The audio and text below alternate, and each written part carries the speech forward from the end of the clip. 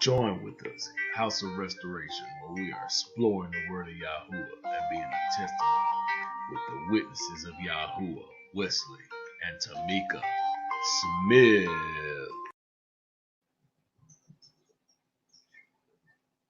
Shabbat Shalom, everyone. Shabbat Shalom. Shabbat Shalom. Welcome to House of Restoration, where we'll be in a light in the midst of darkness, and here at Witnesses of Yahuwah, where we're being a testimony for YAHUSHA, HaMashiach. And of course, tonight we have an interesting night going on here. First off, it's Yes. first Shabbat of the year. And Yes. so we also get to give testimonies. So this is beginning of the year, we give testimonies, and we actually have a guest that'll be coming on tonight. Y'all know her very well. She's with us every Saturday on the scriptural devotion. I'm just gonna go ahead and plug her in real quick. All right, there she go. Shabbat Shalom, family. Blessings to everyone. Oh, man. All right, Shabbat Shalom. So before we even go into the whole, testimony, because obviously tonight, we got Sandy here giving her testimony. We all have a testimony to give. There's things that have happened in our lives, things that have went on in our lives in our past, but that's stuff that we are no longer to be ashamed of. So I know that there's people out there that feel a little bit frightened to give their testimony. So Yah has placed it in my spirit just to say, when we give our testimony is to testify to the test that we went through. That's what makes us a witness that Yahuwah can do, things that are impossible. What we should have been, some of us could have been dead. Some of us could have had, a disease. Some of us could have, just been on in the crazy house, wherever. But he took care of us even in our dire needs when we didn't believe it. Well, I ain't gonna say didn't believe in him, but when we didn't call on him, and in some cases for people that didn't believe in him, That's right. he's always there. He said he'll not leave us nor forsake us. And so we had to keep that in account. When we give our testimony is it tells that exactly what it is, the test that we went through, the things that we overcome. And we cannot be overcomers. It's by the blood of the lamb that we are overcomers, and that our testimony it shows who we are and what we've been through in Yah. It shows your new identity, from that point where you was like this to the point where now you're striving to be more Yah like. Amen. Amen. Tameka, I just kind of hauled the whole little thing there at the beginning, so go ahead. I was going to ask you to pray. Oh, excuse me. All right. Oh, Heavenly Father, we thank you for allowing us to be gathered here. We ask that as Santa gives a testimony, oh Father, that whoever comes along across this video, whether it's here live or whether it's later on, oh Father, that it is a help to them and that it guides them. And Father, we know that she has many testimonies, but she wants to stay on track with one testimony. So Father, allow it to be nourishing to somebody that for that them to overcome the stronghold that's in their life, oh Father. Oh Father, we know that you can do all things, and we know that all things are done by you. All we have to do is believe. You said that's our first work. So Father, we ask that you help us, you guide us, and you direct us, and even uh, be with those that are joining up on House of Restoration Ministries tonight to sit here and just be a part of this gathering, oh Father. Yes. Help us to gather together on the Shabbat days that we may be able to fellowship with each other, break bread with one another, and have all things in common as we go according to the doctrines of your word. So Father, we ask that your word be a nourishment unto our souls and that it also quenches our thirst, oh Father. We glorify thy name, we lift you up. In your son Yahusha HaMashiach's name. Amen. Amen. Amen. Hallelujah. Hallelujah. Hallelujah. For this blessed Shabbat day. Yep. Oh, this is a blessed Shabbat day. This is the first Shabbat day of the world's New Year's because we know it's not our New Year's, not YAHUSHA New Year's, but we have to do things according to the happenings of the land. When in Rome. Oh, that's right. So we're here today. We're gonna let Auntie Sandy do a testimony because we know we're overcome by the blood of the Lamb. And we know that every time we do our testimony, we go through trials and tribulations. And as we go through trials and tribulation, it's not to break us, it's to make us. He said, and we must go through trials and tribulation. We must have them. And as we go through, he told us we're gonna be tried in the fire. And as we being tried in that fire, we're gonna come out as pure gold. Whether we gonna do the same old trial and tribulation over again, keep going over and over, or we gonna pass that test and move on and wait for the next test in the season in its season because there are seasons we have seasons where we are good.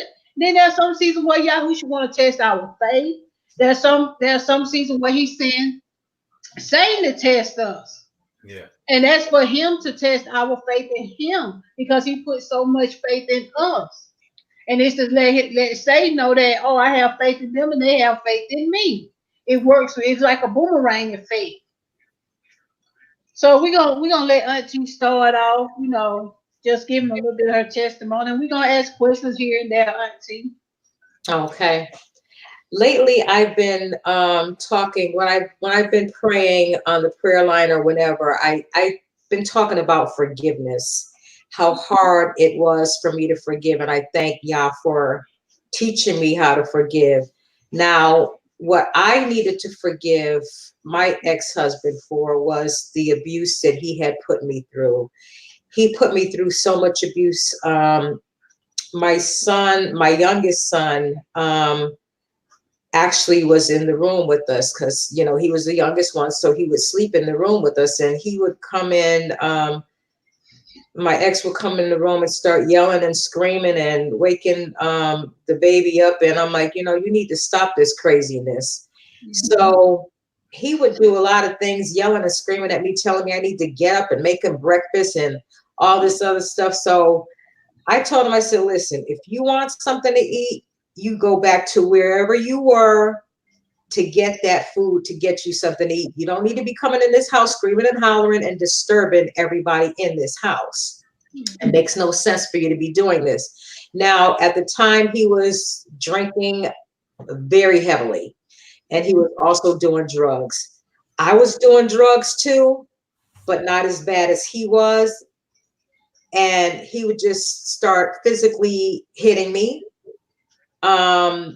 My son saw him basically hit me a few times. I had to take my son out of the room because he started doing crazy things. I'm like, what in the world are you doing? So real quick, like, because I remember like the things, seeing it or anything, but I remember times when, because we all stayed together on that street, right? So I do remember, and I used to wonder, myself, if Sandy married, why is she always here? And not in that degree, but it's because I knew, I saw grandma and grandpa, they married, they together. I see mom and dad married, they together, but then I turn around and I see Sandy, I'm like, and this supposed to be my uncle, and he come over to get that, the kids, which was the kind of put us in our love. We were distraught because he would come get them, and we, I didn't understand, and at the time I don't think they really understood neither, because we would wonder to each other like, why do y'all gotta go? You know what I mean? So now that you're bringing this up, it's kind of bringing back to my memory, from when I was younger, 4 or 5 in that area. And I used to remember when we used to get on your nerves, and which now I understand a little bit better. You had, so in other words, let's put it like this. So he wasn't only physically abused you, he was also verbally abusive. Verbally, physically, mentally, everything. And a lot of people don't think, huh? I was gonna say, so in other words, you really was kind of psychologically traumatized. Yes. Okay. Because we used to wonder. That's why, and now I get it. See, so for those of y'all that don't know, me and this lady is like, this is my second mama. So, well, you know, I got two second mamas. My aunt, my other aunt on my dad's side that passed, and then I got my aunt. This is my mom's sister. And so I used to always want to go stay with her, but she asked me before. She said, "Well, if I'm the mean aunt, why you want to come stay with me?" and at the time when we were calling her the mean, I didn't know that she was going through these things that she's describing me. So I'm not gonna keep interfering. I mean, I'm butting in a little bit here and there because that's stuff, okay. like little things are starting to like you know, in my mind, and I'm thinking to myself, "Whoa, now okay, this is what was going on." Wow. All right, so go ahead. I have a quick question, Auntie. Go ahead. In the midst of you going through all this, was at the time when you still, you know, calling on the name of Yahusha at the time, or did you just backslid and didn't call upon him? Or I put it this way: no matter what I was doing, the dirt I was doing, when I was doing drugs and everything else, I always prayed to God. I called him God. Yeah. I always prayed to him. It was always this connection where I'm like, you know, I just had to pray. And it was like, it just came natural for me to do that. You know what I'm saying? And I think it was because of the way that we were raised. Yeah. We were brought up into church. You know what I'm saying? We always prayed. There was never a time that I can't ever remember us not praying. You know what I'm saying? Yeah. So from my grandmother to mom, a praying family. It was always prayer. But at that time, I was still, like I said, no matter what I was doing, I was always praying. And go ahead. I'm sorry. So when the word tells us, see, this is the perfect example when the word says, train a child up in the way they should go. When they get old, they shall not depart from the faith. That is a perfect example, because in the midst of you going through everything, you knew to call upon Yah. You knew to rely upon him. Even though, like you said, in the midst of your dirt, you still prayed. And that's the perfect example of what he tells us in the word. Rely upon the word. Train your kids up. Now, they might stray, but they're going to remember the word. Oh, definitely. That's the main thing. That's what I pray for my children. You know what I'm saying? Because they were brought up in church as well, because their father's mother and father was evangelist and minister. Okay. So they know who Yah is. They know, you know what I'm saying? And I hear my youngest son and all of them actually. I hear them, my youngest son, like, so what's going on? He said, Mommy, he said, I've just been praying a lot. I said, good. Oh man, that's good. I said, I'm glad to hear that. Yeah, especially because you know, I remember like he had kind of got like my younger brother where he was just like, he didn't say that he didn't believe in God, but it was just at the point where he wasn't, you know, it ain't that he wasn't sure, it was just that he wasn't feeling it, you know what I mean? So he was saying, I believe in a higher power. Right. I believe in a higher power is how he would put it. Right. And but you don't realize how much light you don't spread throughout the family. That's right. You know, because you played a part in my conversion as well. Because you know, even though you went through and y'all just don't know it. This woman done been through a journey in some relationships. Like but Yah has had he allowed her to see happiness. You know what I mean? Like he did allow her to see happiness, and I think she'll get to that a little bit, you know, later on down the line. But it's just funny that you play like a major part in a lot of our the younger, especially the younger ones, because all of us know, you know, what you came from, and because you got a daughter that's also a prophetess and she author, you know, and write books. So I mean, it definitely flows through the family. So yes, it does. And I wanted to say, a lot of people think that just physical abuse is bad, but verbal and emotional is also bad. I mean, you can heal from punches, the marks on your face and all that. You can heal from it all, but what cuts really deep sometimes is what people says. That's right. That's right. It's what people says to you, no matter how much you try to do what you're supposed to do as far as making that person happy. We were married. Right. We're supposed to make each other happy. Right. He all of a sudden started doing crazy stuff, like I said, hitting on me, asking me to make him this and that when he was cheating on me, and I knew he was cheating on me. And I'm like, go back to where you came from. Ask that girl to make you breakfast, because I'm not going to do it. So he takes my head and bashes it up against the doggone wall. I'm like, now, I'm going to tell you like this. I cannot beat no man, but I was defending myself. Knowing you'll try. Believe me, I sure did defend myself. Yeah. But I just want to say this one part. When my son, one day, Gerald came into the room, that's my ex-husband, came into the room, and he had this rifle. So he grabs the rifle.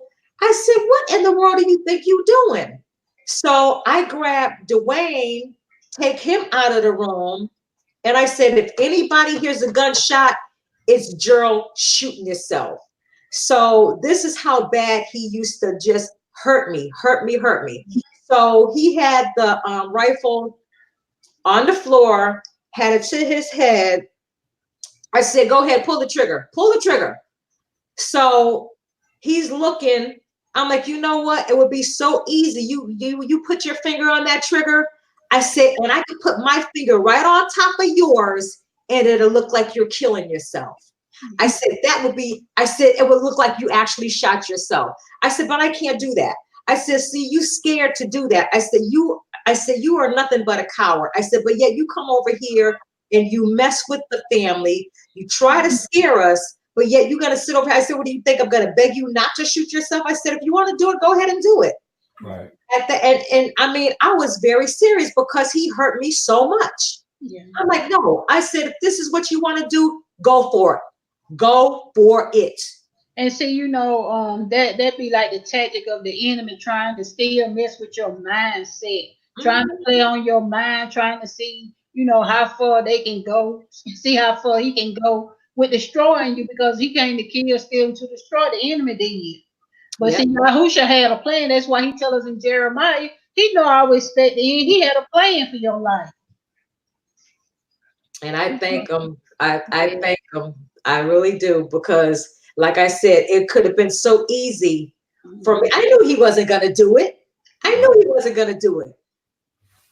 But it would have been so easy, like I said, for me to put my finger on top of his finger. My fingerprints wouldn't have been nowhere on that doggone thing. See, that's what I was thinking. Yeah. But see, deep down, I'm like, this is not the right thing for me to do.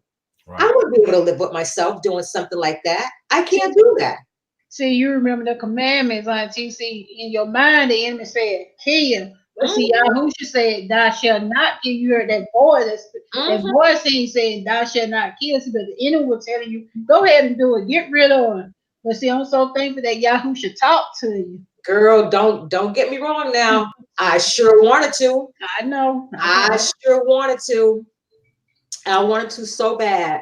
Because at one point, what he would do was, he wanted the wedding ring back. I'm like, here, take the this freaking nut took a knife trying to cut the ring off my finger, but he was so drunk, he was trying to cut my thumb. I'm like, you know what? Something is seriously wrong. I would just sit there and laugh at him because he would do such stupid things. He would be so drunk and didn't realize what he was doing. And I would just walk out of the room. I said, you know what? I am not entertaining you. I'm not doing this. That's right. I would just walk out of the room. Right. Did he remember any of that, Auntie? Did he remember? He remembered. He remembered because when I finally got a divorce from him, he said, how did you deal with all of that stuff I put you through for all of those years? How did you deal with it? I said, God. I said, that was God. Because at the time I was saying God, but now I say Yah. Yeah. I said, Yeah. honestly, I said, it was God doing it. That's right. I said, it wasn't me. I said, he said, I can't believe you just took all of that. I just can't believe it. I said, well, I said, things happen for a reason. But I'm jumping ahead. I'm Okay. jumping ahead of myself. I want to get back to the part where learn how to ask the right questions at the right time. huh? I'm just playing. What did you say though? I said, Mika, learn how to ask the right questions at the right time. Yeah. I'm just playing. But like Wesley was saying, when I would be over there just to get away, because I ended up leaving him because he tried to kill me.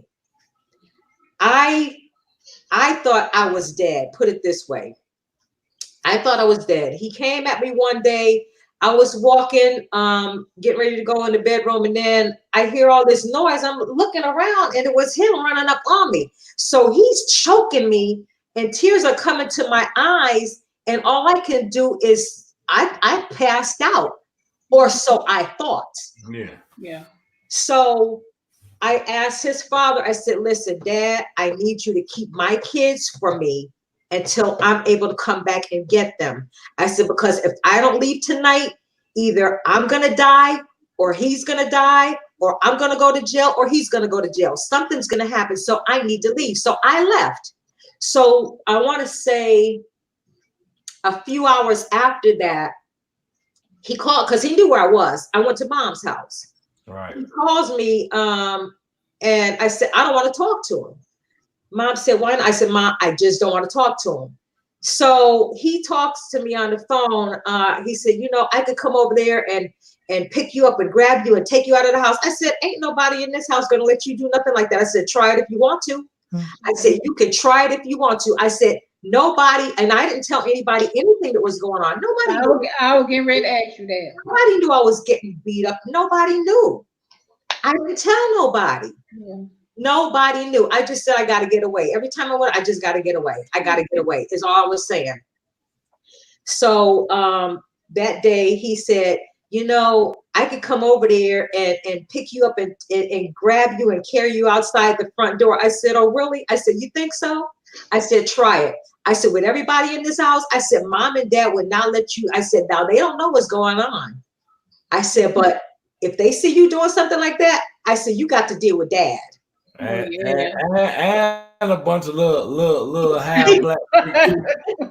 But we weren't for to have that now. So I mean, Nash Street, that's the original where everybody, you know, gathered at, you know, yeah, all the cousins, all the aunts and uncles. that was it. Everybody was always there, you know. And Uh-huh. so, I mean, especially that we were talking about around the time when all the kids and everybody, we ain't finna let nobody how mean she is, you even touch her. I mean, you know, I don't know. I was always defensive about my ladies because Yeah. you got, you know, Mom, then y'all other sister, and then Aunt Sula, and then you, and then, you know, Grandma. So it was like, you know, we wasn't playing that. Coming over there talking in it hoo to any you know, even we were little boys, we just automatically knew we gotta defend them, you know. Yeah, y'all were always about protecting all of us. Yeah. Y'all really were. And Dwayne would always, whenever a guy approached me, he would like stand right there by me. It was like he would not leave my side. A little enforcer right there. Yeah, yeah. He wouldn't leave my side. I remember one time we were at Mom's house and your Uncle Marcos was acting like he was, you know, fighting me. I said, don't do that. He said, I'm just kidding around. I said, I know that. I said, but you can't do that around Dwayne. I said, Dwayne got in between me and Marcos and just stood there. And he looked up at me and he saw Marcos. Marcos like, I'm going to hit you. I said, no, you're not. He said, well, I'm not going to really hit you. I'm going to act like I'm going to hit you. I said, don't do it. I said, because this kid is not real. I said, don't do it. So he acted like he was going to hit me. Dwayne turned around and he punched him. And he punched him where it hurt. Yeah. He said, oh my God. I said, I told you. I said, I told you, you cannot do that around this. I said, this kid been around when his daddy was doing some messed up stuff around me. Yeah. Right. I said, so you can't play with Dwayne like that. I said, you just can't do that. So, I mean, now that you bring that up, so did that affect their relationship? You know, with their father as they grew up and realized, you know, the things that, because they got other brothers and sisters as well, right? Which I know, and they, you know, I know they all, you know, get along or whatever. But with their father, their relationship with their father, did it affect them like when they were younger or when they got older after they realized it, you know? Well, put it this way. Right now, Dwayne doesn't want to have anything to do with his dad. When I finally got the kids back, because he had them, when I tried to get them, he tried to stop me from getting them. So I'm still jumping over a little bit of stuff right now. So I need to kind of fill in the blanks. I kind of need to fill in the blanks. So after I left, well, Gerald said, he said, why did you punch me in my eye? I said, what are you talking about? I said, I didn't touch you. I said, I left because I felt like I thought I was dead. I mean, I felt tears running down my eyes. He said, no, you hit me. I said, I hit you? I said, that was God. Because I do not remember to this day touching him. Yeah. I don't remember doing it. I said, okay. I said, that was Yah who did that. That angel. I said, because I don't remember. He said, yeah, you punched me so hard. I think you broke my nose or something. I said, good. Wow. I said, if I broke your nose, I said, then you deserved it. I said, but I don't remember doing it. I honestly, truly do not remember doing it. So when I did leave him, I ended up meeting this guy, and we ended up going to Georgia. I moved to Georgia. I was going to do something to better myself and my kids when I left, and I knew it would hurt my kids to leave, and it hurt me to leave. But I figured if I left and went somewhere, then I could make a better life for us. Yeah. So I thought, this was me thinking, not asking Yah to help me. But just moving on your own.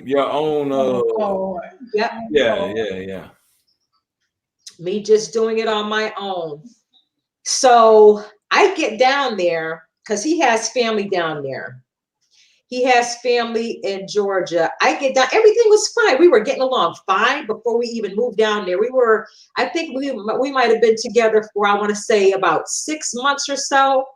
And then that's when I ended up moving to Georgia with him. So everything was fine. I met his family. Then all of a sudden, he started doing the same thing Gerald was doing. He started physically, punching me. And punch me where my eye was black. We met a few friends there. And she said, what happened to your eye? I said, I fell. She said, don't sit up there and tell me no lies. She said, I know for a fact you didn't fall. She said, he punched you in your eye, didn't he? I said, yeah. She said, well, what in the world? She said, he was drinking, wasn't he? I said, yep. So he ended up abusing me like Gerald ended up abusing me. Right. This time, this guy was putting marks on me. So when he actually did that, we were staying with his mom at the time. Then everything was fine. She said, be careful. I said, what do you mean? She said, be careful. I said, okay. So one day. Oh, this was his mom? This was his mom. Yeah. Wow. The guy I went to Georgia with, his mom. Okay. She said, be careful because he's drinking a lot and he do stupid stuff when he drinks. And I didn't realize it because it never happened. You know what I'm saying? Right. So one night he come in the room and act like he was getting ready to punch me. So I get up and I go in the living room, and his mom said, "What's going on?" I said, "He's acting like he's gonna hit me." I said, "And I'm not taking the crap." I said, "I've been through this already and I'm not going through it anymore." So I had, you know, those little nut things that you pick the nuts out of, like the almonds or the walnut. Yeah. So she said, "Are you okay?" I said, "I'm fine." So I grabbed one of those things. I was waiting for him to come over towards me. He saw it in my hand. He backed up. He went out of the room. So she kept on saying to me, she's like, "Just be careful." She said, "Just be careful." I said, "Okay." So we finally ended up getting. Did it make you feel like, why is trouble always following? Because that's how I felt when I went through different stuff. I was like, when I went through abuse, I was like, what is it with me? Am I just a fist magnet, or what's going on with me? Did it make you feel some sort of way? It did. For the simple fact is, I did not know it was going to happen. I mean, I didn't see any signs of it. If I did, I would not have gone. Exactly. And like you said, you thought you were going for better reasons.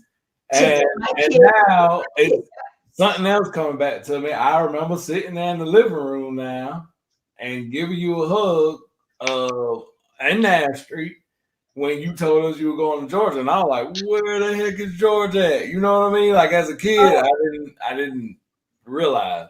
Okay, so Auntie went before you guys came. Yeah. Okay. I feel like 4 or 5. I mean, I can remember way back, like I can remember. You know what I mean? And so now thinking about it, you know, me and her have had this conversation, but it gets a little bit more deeper, you know, now that she's like going step by step on it, that she was going to get away from this so that she could build this. And now she gonna, I guess, eventually get to it where she came back, because I remember her going. And how long were you there? It wasn't even was it a year? It wasn't long, because it wasn't even a year. It was it might have been like about 8 months. It might have been like about 8. I know it wasn't a year. It definitely wasn't a year. Because see, when you went down there, I thought you were taking the kids with you. So we was a little confused then too, because it was like, hold on, they ain't going, you know what I mean? And I was kind of lost in the loop as a kid there, because like everything that I knew, mommy and daddy, family, kids, you know what I mean? And so the mommy's gone, hold on, and the kids still here. What's going on here? You know what I mean? Yeah. And now, you know, as I growed up, you know, became the sporting young man that I am, you know, I get a better understanding. Not only that, me and you have had conversations in our past about little different things, but I guess whenever you would tell me stuff, it would be like chopped up pieces. I never actually got the you never really got the full impact of it. Right. It hurt me really bad to the kids. It really did. I did not want to leave them, but like I said, I thought I was going, because I said, "Dad, keep my kids until I come back for them." Yeah. So this is I go to Georgia to do something better, to get them so I can be stable and have my own place. That's what my intentions were. And I know I know they were hurt, and I know they were. And I never knew how bad they hurt until they grew up and they told me. I was getting ready to ask you that, because I know my kids, my oldest kid, it caused me and her to have a little tension between us. So I was gonna ask, was any tension, you know, between you and your kid? They held it in for the most part, I think, until they got older. They really did. They really did. But I think they saw some of the stuff that I was going through, and when I explained to them that I thought I was doing the right thing, because I broke down and cried when my kids were telling me, "Well, Mommy, we thought why would you do that to us?" I'm like, because I thought I was doing something to help you all, to better you all. I said, I never realized that something like this would happen. So I'm down in Georgia. I'm sorry, go ahead. No, I was gonna say, well, eventually though, because like I know Dwayne, he write music, and then Tameka, she do books. So eventually you kind of found out the depth of how they felt, because one put it in a song and the other one put it in a book. And then you know, you got Jermaine too, that kind of you was always, you know, because of his situation. I'm not gonna go into details on that, but Right. y'all was able to kind of mend the fence because you was always, you know, yeah. So everybody kind of gave her their own perspective. I do know this much. They all gave her their own perspective on how they felt, because at the time, it was one point in time when you fell out with the children as well, right? I remember that. I didn't hear you. When you fell out with the children. Yeah. Because I was the go-between for a while to like try to help mend things. That's another story for another time. Yeah. I will say this, y'all. This woman here has had her fair share of trials. I mean, and I just thank y'all for getting me through it all. But you know, in the midst of everything, Auntie, you don't look like what you don't went through, and I know that's a y'all. Oh my God! And I thank you so much because in the midst of me going through a lot of stuff, you was the one I called, because you know, before I knew Mom and Dad, I knew you. Yeah. So I called you a lot about different stuff. I mean, in other words, we'll just put it out there. I put Tameka through the same thing with my aunt, saying that she went through. So even my aunt would tell her, if you just leave them, you know. I mean, I sure did. Which, you know what I mean? At the point, because I would get drinking and acting stupid and doing different things, and yeah, I would, you know, put my hands on it. I think Mika even had a similar experience to what you had with the being choking. Yeah, I was gonna say something to her about that. Yeah, because he choked me. He said he had to resuscitate me. Yeah. So what? Yeah, I brought him back. Yeah. I had the training or whatever, but my gosh. Yeah, when we first got together, you snapped because I had said something about Dad.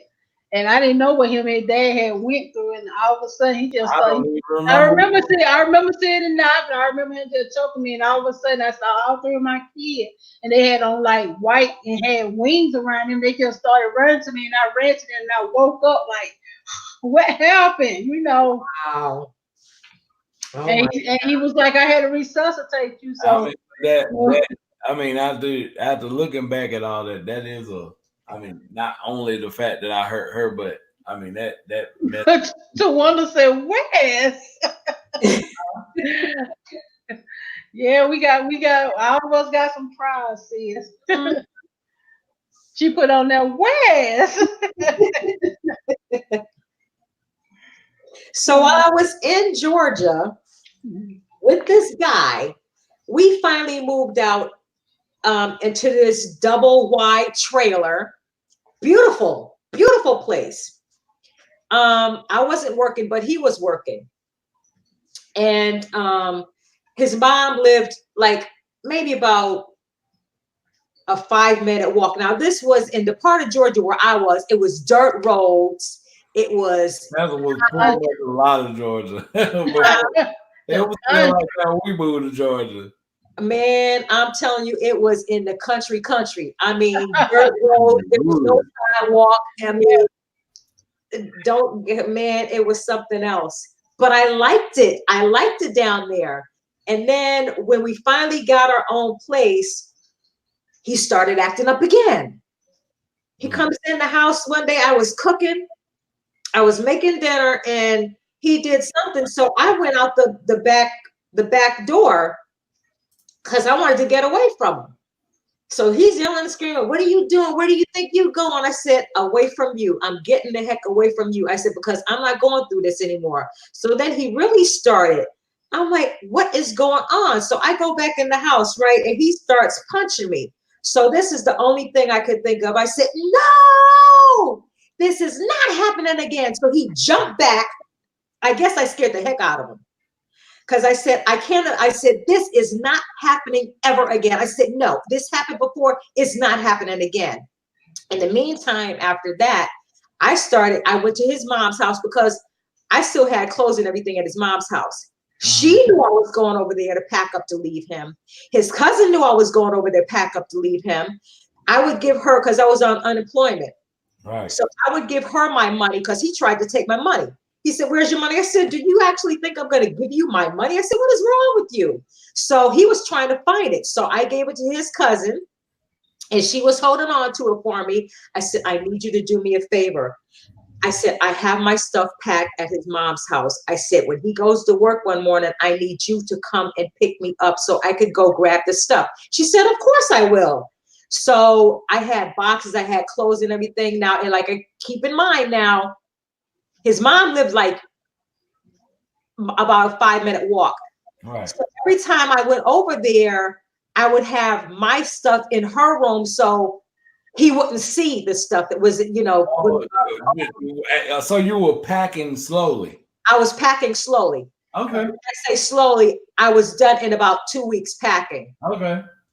And he didn't know anything about it. I was doing this on a sneak tip.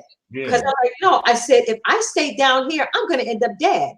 I said, because I don't have no family here, even though I was keeping in touch with mom. Right. But she didn't know anything about that either. I didn't tell anybody about that abuse either. I didn't tell anybody about any of the abuse that I was going through. Let me ask you a question. Did you not tell anybody because it like you were ashamed of it, or you just didn't want people in your business? Like, honestly, I know but I know a lot of women that go through that hide that instead of revealing they're close to, they hide it. And so I guess to the viewers out there that might be sharing similar stories or something like that, the question is, did it make you ashamed, or was it just you were just trying to keep people out of your business because of privacy? Both. I can honestly say both. At one point, I was kind of ashamed. I said, I ain't got no reason to be ashamed because I didn't do anything to these people for them to do this to me. So I stopped being ashamed. I just didn't want anybody to know because I didn't want to bring them in my business. For the simple fact is, I didn't want them involved and they get deeper involved. You know what I'm saying? Yeah. That's why I kept it to myself, because at the time, the kids didn't even know when I went to Georgia that I was abused. Wow. They didn't know. I don't even know if they know to today. I don't think I even mentioned it to them about me getting abused when I was there. So like I said, I screamed. I said, no, this is not happening ever again. It's not happening no more. I started packing my stuff up. Then I got back here. I got back to Connecticut. And that's when I was trying to get my kids back. And their father kept on saying, well, you're not getting them back. I said, oh, yes, I am. So something happened along the way where I can't remember what happened actually, but I ended up getting the kids back. Mm-hmm. I actually got them back. That's when I got my apartment, and that's when I had them back. But Wesley, you had asked something before. You had asked if that affected the kids with their father. I always, no matter what he did to me, I always told him, I said, listen, those are your children. I said, I would never stop you from seeing your kids. I said, that's something I would never do. Women do that. They try to, Yeah, they use the kids as a bargaining chip, pretty much. Yeah, exactly. You're supposed to do that.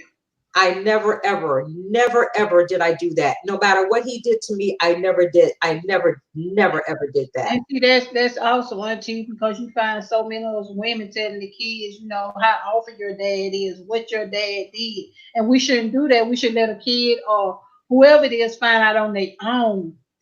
Let them find out on their own how their parents are, And one thing I want to ask you, Auntie, you were saying that when you moved to Georgia, did you feel like, in the midst of everything you were going through, did you feel love? I know you feel love for your family, but did it make you not feel love by anybody, or just made you just don't want to be loved by nobody? You know how you go through so much and you feel like, I just don't love anybody. I just don't care about nobody. Or So are you speaking like from a perspective of male and female love, or I mean, companionship, or because Yeah, I'm sorry. like, Yeah, it's companionship. not like her cousin. I mean, his cousin and her mom was Yeah, I'm sorry. Companionship. I'm sorry. like looking out for her. So Yeah, it seemed as if they were showing some type of yeah. love. Oh yeah. I meant companionship. As far as loving the next person that came along. Because in a relationship, we tend to take our past into our future relationships. It took me a long time to trust a man again. I would put it this way. At one time, when I was getting close to a guy, I put it this way, Intercourse. That was trying. trying to like be a boyfriend girlfriend type thing. No, No. no, no, no, no. So when we were like trying to be like get close to each other, and he would like make a move, and I would jump because You had a wall. You had a wall. I Built would wall. never hit you. Right. So that's why it took me a long time, because I mean, it was certain things that people would do, and it's not like they were getting ready to hit me or anything. It was they would move too quick, and I always had my guard up. I'm like, oh, you know what I'm saying? No. Your reflexes kicked in. Yeah. So they said, oh no, I'm not gonna hit you. I would never do anything like that. And ever since that was the last time that I can actually say that I was abused to the point where I was ready to I really wanted to kill somebody. I really wanted to kill both of them, but of course I didn't do it. But there was one incident with I jumped ahead, now I'm going back a little bit. When everybody found out before I moved to Georgia, the people that knew what Gerald was doing to me when I was working at Wells Fargo, they said, I can have him killed. I'm like, excuse me? I said, why would you say something like that to me? I can have him. I said, first of all, if you're going to do something like that, you do it. I said, but don't be telling me. I said, because that makes me feel like I have something to do with it. I said, and I don't want to feel like I have anything to do with you harming this man. No matter what he did to me, I said, put it this way. I said, time is on my side. I said, God got me. That's what I was just getting ready to say. I said, he got me. I said, but time is on my side. I said, that right there, I don't have to worry about anybody doing anything to him. I said, because you know what? He's going to do it to himself. And sure enough, he did. That's right. See, you letting y'all fight your battle. You let him fight your battle. And that's why he said, y'all is a man that should not be mocked. Oh, no, I'm sorry. Y'all shall not be mocked. Whatever a man sows, he said, he shall also reap it. So, you was letting y'all fight your battle because that's what you grew up in. You knew to cry out unto him. And he heard you from his holy hills. As Psalms, I think chapter 3 tells us, he heard you from his holy hills. He heard your cry. That's a blessing, to be here and just if what would you tell somebody who's going through it right now, might be looking at this video, to hold on and just be able to survive through, the physical abuse, the mental abuse? What would you tell them at this time? I would tell them to just pray. Keep on praying, because prayer got me through it. Prayer is what got me through everything. People say, no, it got to be more to it than that. No, prayer. That's what worked for me. Prayer. Yeah. I'll never forget the time Dwayne only had to be about a few months old. I was upstairs on Nash Street on the second floor, window down. He was laying beside me on the bed. I back up to the wall, getting ready to take a flying leap out the second floor window. I was about to actually commit suicide. Okay. Because of the stuff that he did to me, because of everything he did to me. And then all of a sudden, I just felt like I got snatched back. The hand of Yahweh started rolling down my eyes, and I looked at my baby. I'm like, oh my God, what was I about to do? I said, thank you, thank you, thank you. I just, because I saw myself out that window on that It was on the second floor, Wes. Second floor. I think I remember Mom something to that degree. I don't. I mean, I remember the second floor though. I remember. Yeah, it was the second floor. I was gonna take a flying leap. Like I said, I backed all the way up to the wall, and I was running. I was running to the window. Oh, That's that was you telling me because that's when you said you felt the hand stop. I felt the hand like snatch me and sat me on the bed right next to Dwayne. Nobody Yeah, but that was YAHUSHA. you Yes. telling me about that. Yeah. Yeah. Nobody but yeah. Yep. I don't remember it per se. I mean, of course, I was a little kid and I wasn't up there, but I remember having this conversation some time back because I like whenever I would go through stuff because I got kids by another woman as well, and so Sandy, what a lot of people don't know is Sandy was with me through she went with me to my child support hearings and all that stuff. She went with me through my divorce and things like that. And she also took me in when she took me in all my life. I ain't even gonna lie. I always went back home with her. And I moved back to Connecticut a couple times and came. And it was the same way my grandma had upstairs and downstairs. So Sandy always was upstairs. So I came and lived with her. But I remember she told me this story because I was going through my at time of breakup. And I was talking to her about like not wanting to live and not this and that. And she kind of talked me down. I mean, I didn't do anything. I think I just would get drunk. And she kind of told me this story right here and just was like, listen, and matter of fact, what she just said, time will tell. She said, just let time heals all wounds. And, I didn't understand it then. And I also had mom, my mom was always like, read this scripture or read that. And me, I always been into reading the Bible anyway. So I would sit there and read it, but I always took it literal instead of spiritual. And so, I would sit there and read my scripture, and then I'd be sitting up drinking. And Mika even testified to this when she first met me. She was like, man, this dude drunk, but he preaching to me. Yeah, because I asked him, I said, who is Job? Because I didn't know the words. So he's sitting there talking about the book of Job. And I'm like, who? So that was funny. But if you finish West, because I got a question that But go back. I'm just saying, like, so I see how she is able to. So what I'm saying, basically, what I'm trying to say is, any advice that she gives, just take it because That's right. She has experience and Yeah. and like I said, she helped me through. And matter of fact, I think she know other women that I just had an issue when I was younger with this. I don't know where it came from, but drinking would cause me to act a certain way, and then I would and because she has come and actually.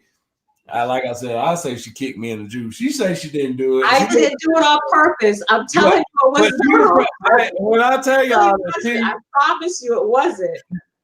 But listen, when I tell y'all that she said, she might not be able to beat a man, but she's got me up out of that house. Because there was other females that I had this issue with as well, and I think now I'm able to see my error, and not only that, I was able to get forgiveness from each one of them because of I went back and I asked them for forgiveness. Oh man. But I just take heed to what she's saying because I mean it's a real thing. Like women and men go through this. You know what I mean? Like, and I'm saying men get mistreated by women too. Like a lot of people think it's just one-sided, but no, it's not one-sided. Like men can be abused by women too. So women take heed to this. And real quick, Brother Mecca, Sister Phenomenal, one of y'all, can y'all please reach out to me on the email, Brother Mecca? Matter of fact, reach out to me. I wanna holler at you about something when I'm Sister Phenomenal, one of y'all. But all right, go ahead. Yeah, and Auntie, when you were saying that, you was trying to move to Georgia to make a better life for yourself. So I can tell, I can testify when I first met Wes, I was like, oh man, I don't met a guy that's into me, but then at the same time, I'm like, he seemed normal at the time, and I understand what you're saying because what should have gave me a red flag was when he was on probation when I met him and we had to go to anger management. And I'm like, he had to go. I'm sorry. And I'm like, what is he? And I'm like, yeah. While he was going to anger management, I just knew, to go with him. And at the time, he was on probation and, in a little city that was near from where I stayed. And I'm like, yeah, I know that place very well. I can take you straight to the place. So at the time, I didn't know all this until we got further along into the relationship, So I understand what you're saying when you was talking about, if you're trying to make a better life for yourself, but still it's like the person seemed normal until everything else, to the enemy exposes itself. I say it like that, it manifests. Because it's not the person, it's the ruach that tries to take over a person. Mm-hmm. Yeah. But all I know is, I'm sorry, what were you saying, Mika? But I was gonna say, I think y'all that West did get his life to YAHUSHA. I thank y'all for that because now what the enemy was meaning for his bad, y'all turned around for his good. Now he able to preach and teach and testify to other men and men that wouldn't believe, women and men that wouldn't believe that he was this type of person. Well, that's the same thing that she doing though. I know. She I'm watching her transformation, Yeah.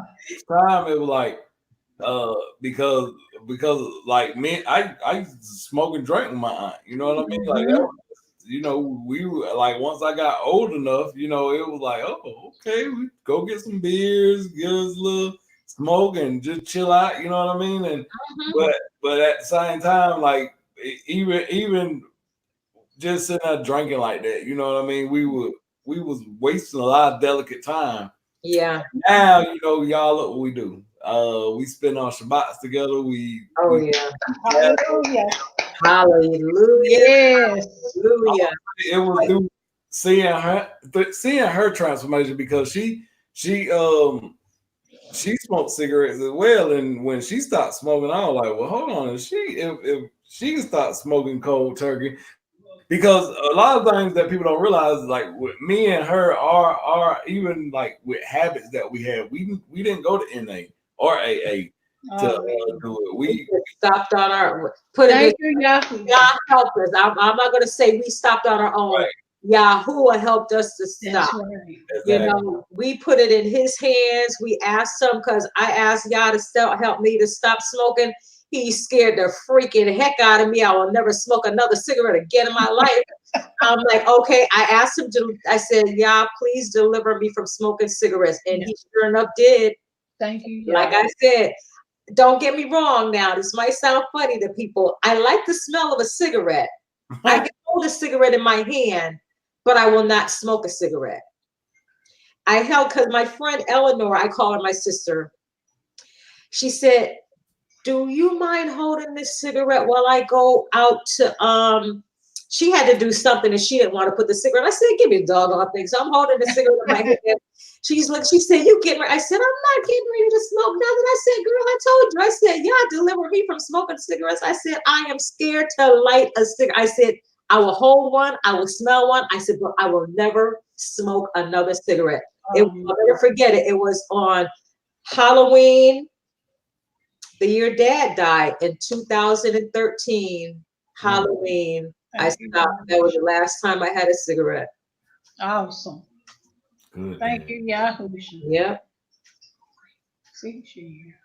And I just got to say this to people. Mika, you had asked me what would I say to somebody if they were looking at this right now, as far as the things that I have gone through.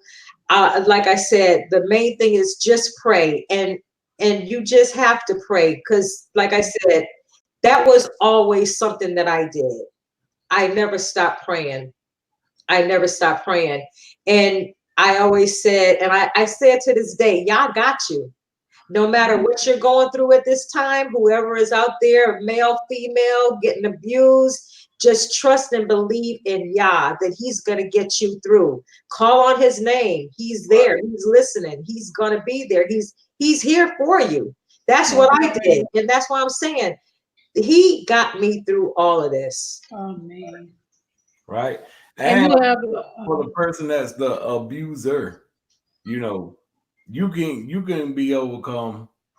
that's why I'm You can going to overcome that as well. Because I'm telling you, it is a very, very, that's a spirit that really reigns on a man. And I call it the coward spirit, because that spirit is, well, it was different with me. Like, I didn't care who it was. I would try to fight friends. I would try to, whoever it was, you know what I mean? That just tried to get in my way. So, but I do call it a coward spirit, because it tries to reflect only, you know, off of your emotions. It tries to use your emotions to you know, control others, to control the environment that, you know, take place. So I mean, to those of you brothers out there or women that are, because abuse ain't just physical, as she was saying.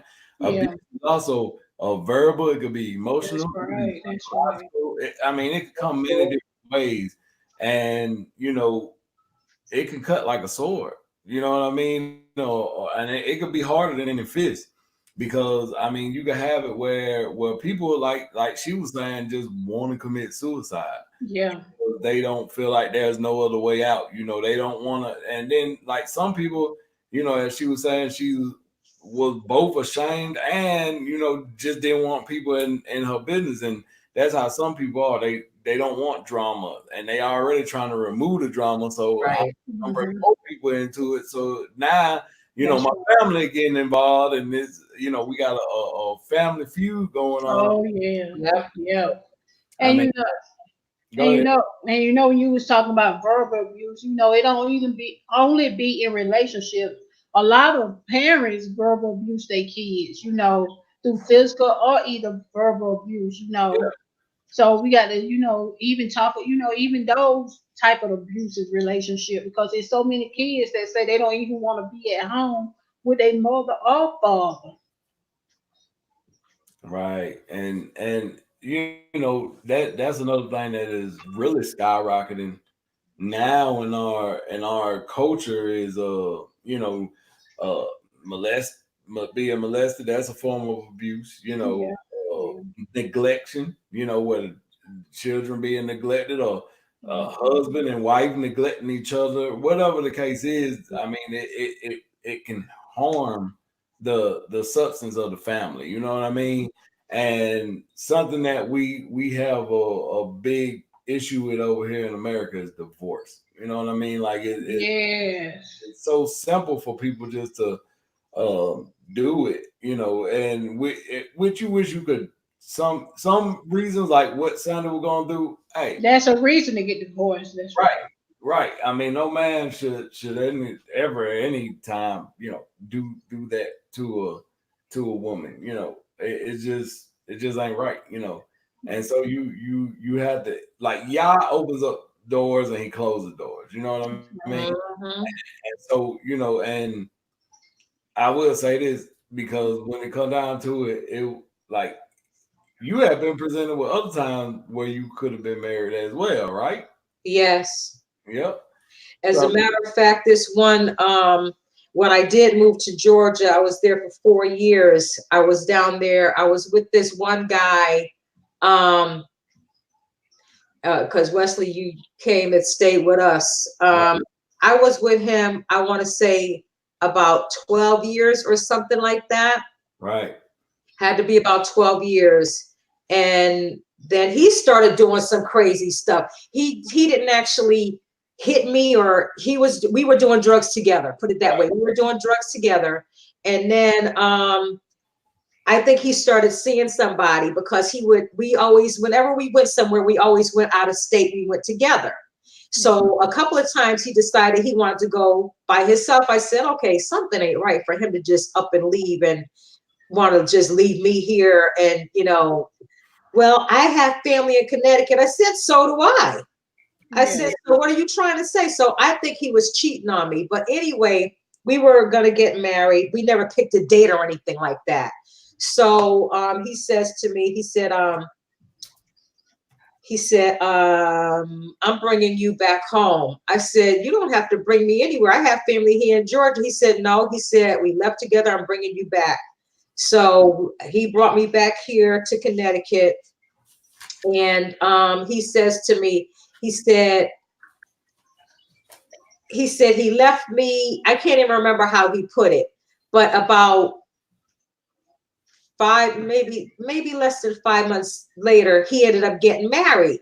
I said, oh, okay. So he gets married. Now he said the woman he got married to, he said, well, I started seeing you. I left her to see you. I said, what are you talking about? I said, you told me you weren't seeing anybody. I said, you need to stop lying. I said, so I said, put it this way. I said, you left me because this was something that you wanted to do. I said, you got to sit over here and try to blame me for something like that. I said, you know what? I said, the bottom line is this. I said, you just keep this in mind. You left me. I said, I wanted to be with you. Right. I said, you left me. I couldn't do what I needed to do with you in my life. I said, what in the world does that mean? But okay, so this is the thing though. Y'all were engaged for a while because I remember I used to I got to the point where I kind of was like getting to the point where he was, because I used to call him uncle and everything. You know what I mean? Like me and him, me and him were real tight. Yeah. And it came a point where a wedge started being drawn between us, in which the wedge was the way that he was treating you. Yeah. Which I didn't interfere. Now time but I always, from the first time I met him, what did I tell him? I said, you mess with my aunt, I'm gonna F you up. And y'all feel my language, but that's exactly what I told him, man. And I think I was 15. Yeah. And I remember he was like, who this little punk think he is? And you were like, hey, it's just how my nephews roll. You just don't act up, because I think I had started knowing some of the stuff by then, what she had went through. So it was just like nobody better not mess with her. You know what I mean? And then I'm up there staying, asked to come stay with them, and I'm talking to this man like that in his own place, Yeah, but you stayed. You stayed. Right, but at the end of the day, it was just like I was very amongst, like ballsy. I said whatever, like I said, some men abuse women and are afraid of other men, but I was just gung ho. I didn't care who you was, you know what I mean? Like I didn't care, if I tell you I'm gonna do something, I'm pretty much gonna do it. Yeah, I was the one that don't dare me to do anything, because if you dare me, I'm gonna go the extra mile to prove you wrong. Mm-hmm. But so I also remember, along the lines, I think I had moved out of y'all's place by then, and I remember one night I ended up coming to get you because you were crying, and I was like, what's wrong? What's going on? And he had been gone for a day or something like that, and I said, Auntie, I don't want to tell you, but I ain't got no choice. Because ain't no way the man just, gone and not answering the phone. He with another woman, and at that time I didn't really know, but then I started playing him, I started in my aunt's mode, like, okay, this is what he doing. So I started kind of like, hey man, we cool, man. You can talk to me, And he started telling me stuff. So I still didn't interfere in their business, but when it came down to it, and he was like, well, I'm leaving and going back to Connecticut. Well, I just finally went on and told her, I said, look, Auntie, this is the whole deal on blah, blah, blah. Mm-hmm. So she kind of had a heads up on this, and he didn't know it. So when he was trying to spill the beans on and didn't want to be honest, he couldn't really do anything to that degree because she already knew everything that was going on. And because I thought it was so cool. I was like, dang, she done found somebody where they go on trips together, they do this together. And it was always, always together, you know what I mean? And then all of a sudden it was just like he did a 180, you know what I mean? Just like, wow, hold on, time out. We done been engaged this long, and I just always hold on now, win the marriage. You know what I'm saying? Like I would agree with him. You know what I mean? And I think he started realizing. He never got me a ring. It was a verbal engagement, but we that's never. What I'm saying. It was like, hold on, when is this? When is it coming? You know what I'm saying? Like I was kind of like grilling him a lot on that. But we have a good thing that came out of that though, because you did find your actual true love through that. And I tell y'all, this was the most smoothest, coolest dude I think I ever met. You know what I mean? Yeah. And you know the bad part about it is she then stopped, and I'm kind of giving her testimony here, y'all, but she then stopped looking for companionship herself and let y'all, because this is after you had That's right. And y'all brought her who he wanted in her life. That's right. And so I don't know. We might be jumping too far here. I just remember this guy, man. He was so smooth. He was so cool. You know what I mean? I couldn't say anything bad about him. He was just, he just, you know what I mean? He made her happy, and I could tell she was happy. She didn't have all that other, she didn't need all that other stuff to make her happy, because at the time it was like it was doing drugs and doing all this and doing that, and I'm happy, but am I happy? You know what I'm saying? So this time you could tell she was like bona fide 100% happy, because all your children was like, they were crazy about Curtis. So I mean, and me and him would talk on the phone. I never really got a chance to, because I hadn't been up there, but I think once, and I sat with him when we had grandma thing. Right. But I never really got a chance to sit with him, but we would talk on the phone here and there about certain things. Because I remember once we had did a couple times we had did, because y'all prayed for me because I was trying to get those cigarettes and all that different type of stuff. Mm-hmm. And I remember y'all joining together and praying with me on that. So that right there was kind of another inspiration to me, because at the time me and Mika were going through our issues, and I'm like, once again, my aunt found happiness. I know what she went through. You know what I mean? And I know that if she have happiness, and me and Mika had already made a decision, right, Mika, that we wanted to get married. I didn't want to marry. I didn't want to. I was ready to go. I was just tired, guys. When you say tired, you get tired. So I was, and he was trying to move another woman in. I was like, it's just time for me to. It's just this guy is never ending stopping his. He should just stop this man. Oh my God. But the one thing that allowed me to stay, when the kids, his kids, they was like, for me, if you're not here, and it just brought, tears to my eyes, because they hadn't got used to me, so. Yeah. That was another thing. And plus we find that YAHUSHA and people praying for us and praying that, we stay together and get married and do it the right way. Yeah. But Auntie, Wes had went over a little bit into your testimony, so now everybody probably wondering about this last guy. So do you mind telling us? Okay, let me tell you about this last guy. This is my baby, my baby. I just got to tell you all, as a matter of fact, today is the day he passed away 6 years ago. Me and Curtis I met Curtis when I started working at the Olive Garden when I moved from Georgia. I was working at the Olive Garden in Georgia in 2006. I transferred to the Olive Garden in Connecticut in 2007. And that was October of 2007. So I was working with his mom.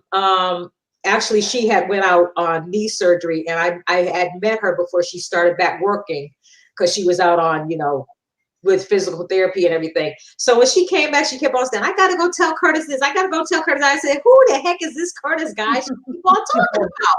So now I didn't actually meet Curtis. Now, keep in mind, I was at the Olive Garden October 2007. I didn't meet Curtis until like March 2008. Okay. So all this time she's hollering, Curtis, I got to tell this. I said, who in the world is Curtis? Come to find out, Curtis is her son. So one day, because he prepped in the back in the Olive Garden, he was prepping. Right. So I went back there one day. He said, I can't remember how he said, oh, he saw my lion. Yes, that's my baby. So that's Curtis right there. That's my baby. He saw the lion ring on my finger. So he said, oh, you like lions, huh? I said, yeah. So then he went back. I was rolling silver. Yeah, smooth. That's a smooth pickup line. Yeah. So then he went back in the back again. Then he came back up in the front. Came back up there while I was rolling silver again. He said something. I said, what is wrong with you? I said, are you trying to get my phone number? Is that what you want? Said, honestly, I want to give you mine. I said, so why didn't you just come out and say it? So I took his phone number, right? But I didn't call him. So I said, he said, call me on Sunday at whatever time. So I said, oh, there's my boo-boo. So I said, okay. So then a couple of days later, I said, can I have your phone number again?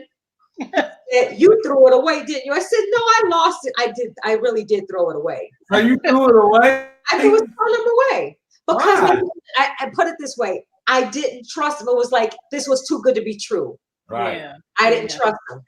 It took me a long time to start trusting somebody again. He was so sweet. He was such a sweetheart. I said, okay, he's saying all the right things. I said, but that's what everybody else was doing too. Yeah. The right things. And I didn't want to fall. He said, you threw the number away, didn't you? I said, no, I lost it. I still never told him I threw it away, but he knew I threw it away. He knew I threw it away. So we would just talk and have a good time. This was before he was on dialysis off and on for, I want to say, 20 years or so.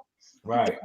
And, you know, what did he have? Was it renal failure or what was why was he on dialysis? Well, this is what he told me. He said 1 year he went to New Jersey because his father lives in New Jersey. He said he got this real sharp pain. He said, and he couldn't walk. Then they took him to the hospital and he couldn't urinate. They found out he had what do you call it? Kidney, something wrong with his kidneys. Yeah. And you know, I said, so were you drinking a lot? He said, no, I was too young to be drinking. He said, I don't know what happened, but he was like, he was doing dialysis at that time. I believe it was 3 times. He was doing it when I met him. He was doing it 3 times a week, Monday, Wednesday, and Friday, 3 times a week, and he was doing it for, I want to say, 3 hours a day. And he was still working. He would do dialysis in the morning, go to work, and you know, just living with it and everything. And then one time, they called. They couldn't get in touch with him, so they called me. Never knew I was his emergency contact. They said, well, yeah, we have you down as his emergency contact. I said, really? So they said, well, we can't get in touch with him, but we have a kidney for him.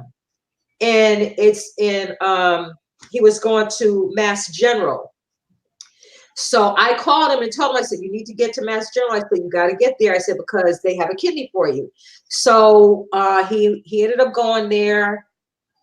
His mom didn't know at the time that we were seeing each other or we were even talking to each other. So he said, well, I tried to get in touch with her mom and let her know. So he drove up there himself because he was going to have her drive up there.